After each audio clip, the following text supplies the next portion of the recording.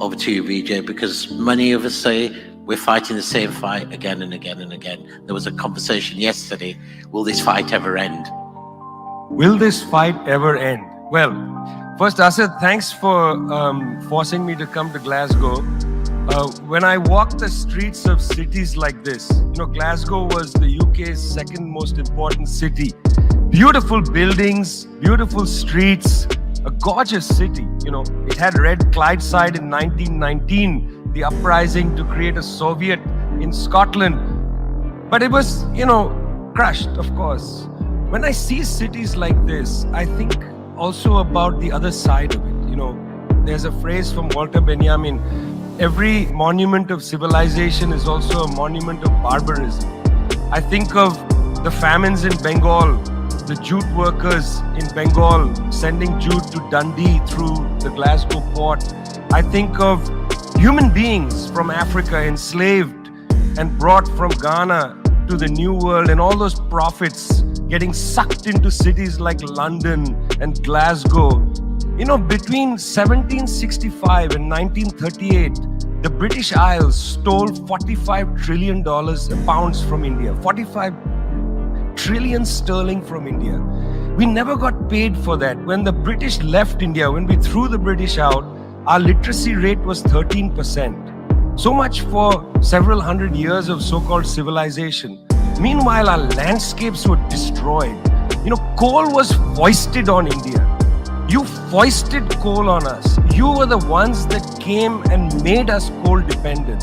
And then you left, and now you dare to condescend to us. When I listen to Boris Johnson, when I listen to people like Joe Biden, when I listen even more to Emmanuel Macron, all I can think of is how condescending you are. You condescended to us 400 years ago. You condescended to us 300 years ago. You condescended to us 200 years ago. You condescended to us 100 years ago. You're condescending to us today. You only know condescension because for you, colonialism isn't something that happened in the past and we defeated you. It's not that. For you, colonialism is a permanent condition.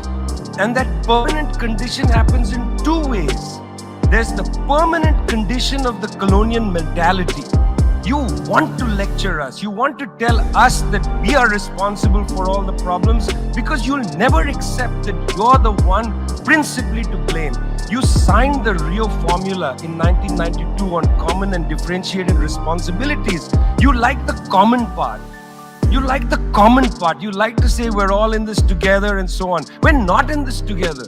The United States, 4-5% of the world's population, still uses 25% of the world's resources. You outsource production to China and then you say China is the carbon polluter. China's producing your buckets. China's producing your nuts and bolts. China's producing your phones. Try to produce it in your own countries and see your carbon emissions rise. You love lecturing us because you have a colonial mentality. Then there are colonial structures and institutions. You lend us money, and every time you lend us money, which is our money, every time the International Monetary Fund comes to our societies and they tell us, here's the money we are giving you. No, it's our money. You give us our money back as debt, and then you lecture us about how we should live.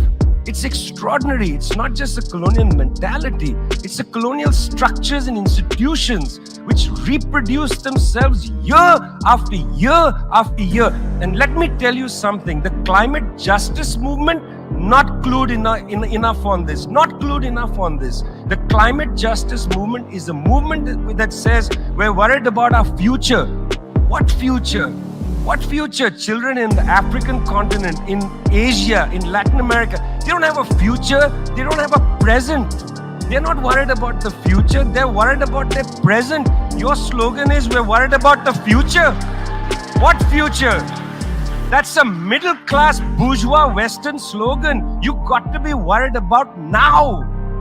2.7 billion people can't eat now. And you're telling people, reduce your consumption. How does this sound to a child who hasn't eaten in days?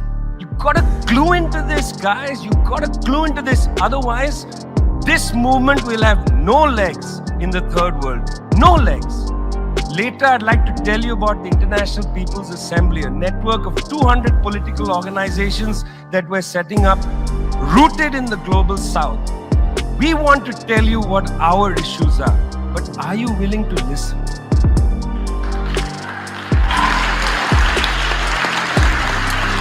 Thank you, Vijay.